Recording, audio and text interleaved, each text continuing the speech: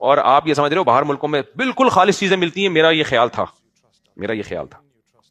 جب تک میرا آذربائیجان کا سفر نہیں ہوا تھا تو میرا بھی یہی خیال تھا کہ باہر ملکوں میں 2 نمبر ہی نہیں ہے.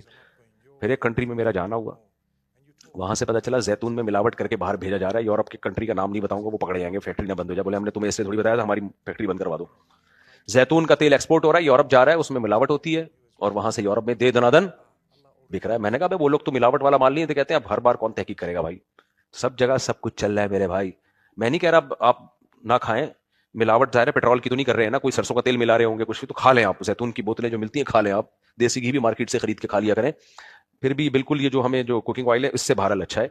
تو میں آپ کو کھانے پینے سے منع نہیں کر رہا, لیکن ونس اپون اے ٹائم ہم خالص چیزیں کھایا کرتے تھے.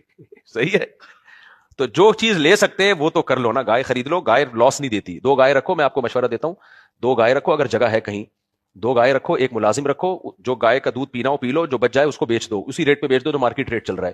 تو انشاءاللہ منتھلی خرچہ آپ کا نکل آئے گا. میں نے یہ خود کر کے دیکھا, یہ تو میں نے خود تجربہ کیا. میں نے گائے جب پچھلے سال 2 سال پہلے رکھی ہوئی تھی, تو وہ گائے اس ملازم کا خرچہ بھی نکال رہی تھی, ہمارے 4 گھروں کا دودھ کا خرچہ بھی نکل رہا تھا, اور ایکسٹرا جو بچ رہا تھا وہ فروخت ہو کے تو ہمیں وہ پروفٹ دے کے جا رہی تھی. پھر ایک ڈاکٹر صاحب نے غلط ٹیکا لگا کے اس کو بیمار کر دیا, وہ ڈاکٹر نہیں تھے تو وہ مسئلہ ہو گیا. تو مجھے تجربہ ہوا بھائی, اس کے لیے ڈاکٹر بھی جو سرٹیفائڈ ڈاکٹر ہونا چاہیے, تجربے والے ڈاکٹر. آج کل پاکستان میں ہر آدمی بقرعید کے دنوں میں جو بیچارہ موچی ہے نا, وہ بھی جانوروں کا ڈاکٹر بنا ہوا ہوتا ہے. دیکھا ہوگا آپ نے, موچی بھی جانور. ہمارے یہاں فیشن چلتے ہیں, ہر آدمی بقرعید میں کسائی بنا ہوا ہوتا ہے, نہیں ہوتا. ادھر ایک صاحب نے بکرا لے کر آئے تو کسی سے ذبح کروا لیا, وہ موسمی کسائی تھا وہ, کیونکہ اتنا کسائیوں کا بزنس چلتا ہے, ہر آدمی کسائی. تو کہتے ہیں بکرے کا جو بیڑا رکھ کیا اس نے, عجیب سی بوٹیاں بنا دی ہیں, چنگم بنا دی ہے, بکرے کو کیا بنا دیا ہے. تو میں نے کہا کسی پروفیشنل قصائی سے کام کرواتے, انہوں نے کہا پروفیشنل ملتا ہی نہیں ہے. تو بھائی دوسرے دن کر لیتے, تیسرے دن کر لیتے, بکرے کا بیڑا غرق کرنے سے تو بہتر تھا نا, تھوڑا صبر کر لیتے.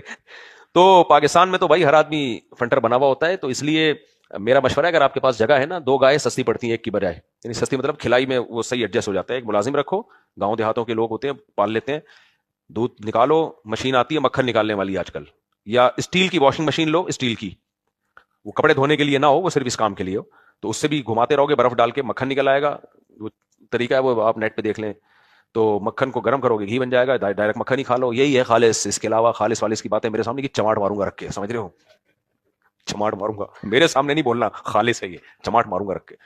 مجھے بہت غصہ آیا وہ جب میں نے نکالا نا, ہم نے کہا شاید ابھی صحیح نہیں نکلا ہوگا, دوبارہ ٹرائی مارو, یہ والا طریقہ دیکھو, یہ والا سب طریقوں سے جواب ایک ہی آیا.